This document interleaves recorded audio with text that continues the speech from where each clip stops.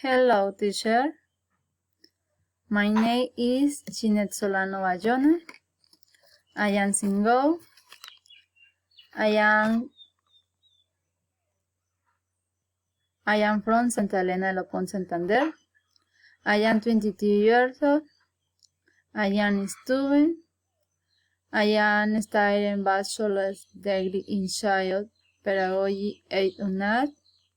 I live in rural area, Boca del Plan, Saiwa. In my free time, I like listen to music, watch videos, and socialize with friends or neighbors.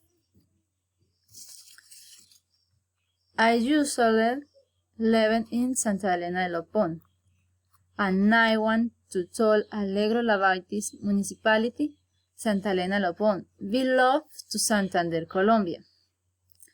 There is a main tourist place called the Cave of the Chilacos, located in the San Juan Bosco. Also, the typical food in my municipality is sancocho, meat a la llanera, nude, mute, and oros. The main celebrations in my municipality are yourself fillers, with people gathered in their large numbers. There are also bidders, windies, etc. And to conclude, in the place where I like you can enjoy and recreate freely. Thank you for your attention.